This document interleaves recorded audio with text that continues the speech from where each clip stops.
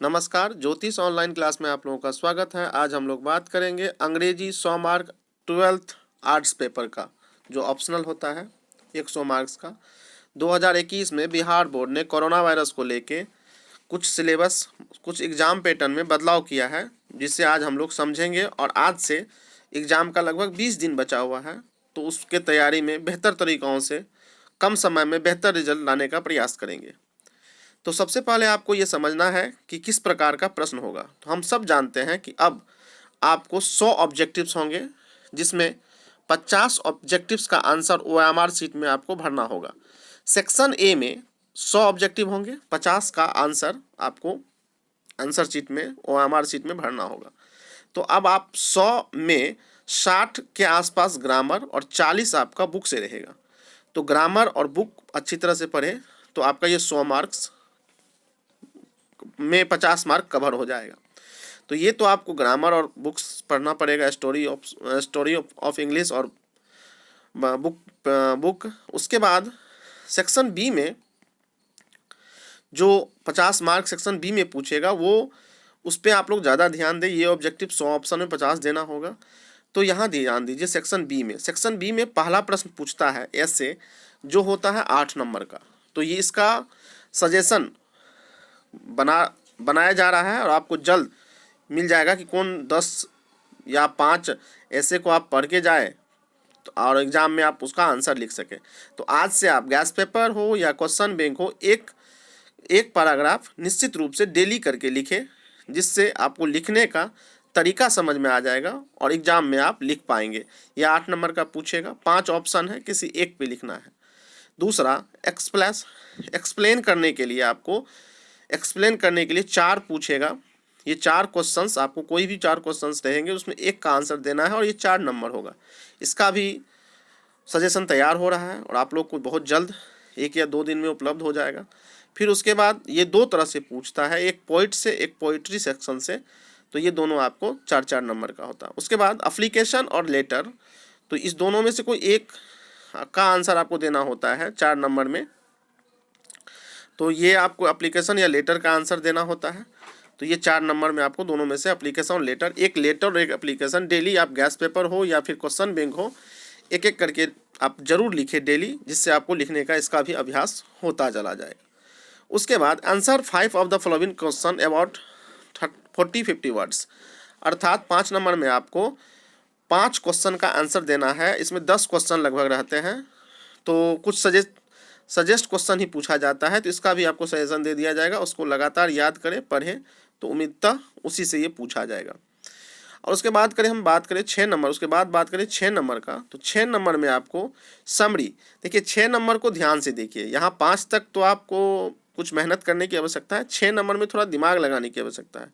6 कह रहा है कि answer any 3 of the following in about 100, मतलब 6 है, मतलब किसी 3 प्रश्न का उत्तर देना है।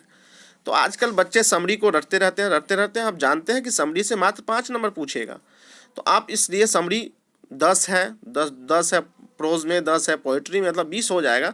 समरी रटते अब रटना नहीं है, क्योंकि इसमें 6 किसी 3 आंसर देना है। तो जो समरी याद कर लिए हैं अच्छी बात है, जो याद नहीं किए हैं वो ध्यान देंगे। यहाँ पे ए और बी को हम लोग छोड़ देंगे। सी की अगर बात करें, right A note on modern English, या सी में भी आपको 3 ऑप्शन है।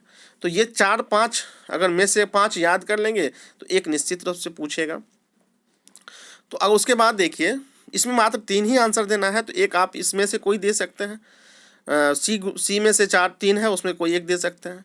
और इसमें डी सबसे इम्पोर्टेंस है सभी बच्चों के लिए, कि ये बुक और आपकी बुक में जो 20 गो राइटर और पोइट और प्रोज हैं, उनका लेखक का नाम याद करेंगे, तो ये 5 नंबर आप लोग आसानी से सॉल्व कर पाएंगे। उसके बाद ट्रांसलेशन, अगर आपको लगेगा 5 ट्रांसलेशन का आंसर देना है, 8 ट्रांसलेशन आपको रहेगा। अगर आपको लगेगा कि हम सभी 5 ट्रांसलेशन को बढ़िया से बना पाएंगे, तो आप निश्चित रूप से ट्रांसलेशन बना लें। और उसके बाद ये ऑथर्स का नाम है, उसको याद करें। लगभग 20-25 ऑथर्स का नाम याद करेंगे तो उसी में से ये पूछता है। तो ये जो आपका 6 नंबर है जिसमें 15 नंबर है, तो यह आसानी से थोड़ा सा मेहनत करके लाया जा सकता है। सबसे पहले आप अपने किताब के सभी राइटर्स का नाम को अच्छा से याद कर ले। उसके बाद ट्रांसलेशन अगर आपकी अच्छी है, आप ट्रांसलेशन आपका लगातार सही होता है तो ट्रांसलेशन बना ले, देख ले कि 5 ट्रांसलेशन आप बना पाते हैं या नहीं। और उसके बाद इसको आप मैच कर ले, लेखक का नाम, ऑथर्स का नाम है जो आपको सजेशन जो हम बना रहे हैं उसमें आपको मिल जाएगा, उम्मीद उसी से पूछा जाता है। उसके बाद 7 नंबर की बात करें तो 7 नंबर में आपको पैसेज है। इस पैसेज को, उस पैसेज में 4 पैसेज है, ऊपर पढ़ना है और नीचे उसका आंसर देना है। तो यहाँ ध्यान दीजिए, पैसेज को आप आज से अच्छा से पढ़ें और प्रत्येक साल जो 2014, 15, 16, 17, 18, 19, 20 का जो पैसेज है उसको पढ़ पढ़ के अपने से आंसर बनाने का प्रयास करें, और तो ये आपका बेहतर हो जाएगा। या आप अगर पैसेज, यही मेरे विचार से सबसे आसान है पैसेज, अगर पैसेज का आंसर नहीं हो पाता है तो आप प्रीसेस अर्थात ये सारांश है, सारांश मतलब ये इसको पढ़ना है। ये जो 7 नंबर आप देख रहे हैं 7 नंबर का, और इसमें आपको पढ़ना है और पढ़ के जिसके बारे में ये कह रहा है सबसे पहले उसका सुटेबल टाइटल देना है, मतलब जो किसके बारे में ये कहा जा रहा है, क्या कहा जा रहा है, टाइटल। तो ऊपर में टाइटल हेडलाइन लिख देना है और उसके बाद शब्द को गिन लेना है। गिनने के बाद जितने होंगे उसको 3 से भाग करके उतने शब्दों में इस मतलब इस पैसेज, मतलब इस जो है इसको सारांश को इसको लिखेंगे। अब एक बार फिर से समझ लीजिए, सबसे पहले इसमें पढ़ेंगे कि किसके बारे में, क्या इसका टाइटल हो सकेगा। टाइटल का मतलब होता है हेडलाइन, क्या इसका हेडलाइन होगा। उसके बाद शब्द को गिन ले, जितना शब्द होगा 3 भाग में कर ले, उतने ही शब्द में इसको छोटा करके क्या कहना चाहता है उसको मतलब सारांश के रूप में लिख दे। तो इस तरह से मेरे विचार से अगर आप थोड़ा सा मेहनत करेंगे तो ये 7 नंबर भी आसानी से सॉल्व हो जाएगा।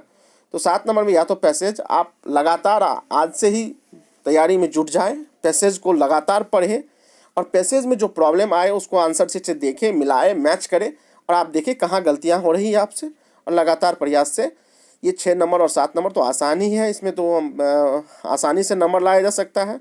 तो 6 नंबर में आपको मात्र 3 आंसर देना है, जबकि आपको A, B, C, D, E और F तक है। तो आप अगर राइटर का नाम याद कर लेते हैं तो D लिख दीजिए, ट्रांसलेशन आपकी अच्छी है तो E लिख दीजिए, तो D और E हो गया, और एक यहाँ F लिख दीजिए। तो यहाँ समरी याद करने की आवश्यकता खासा नहीं है।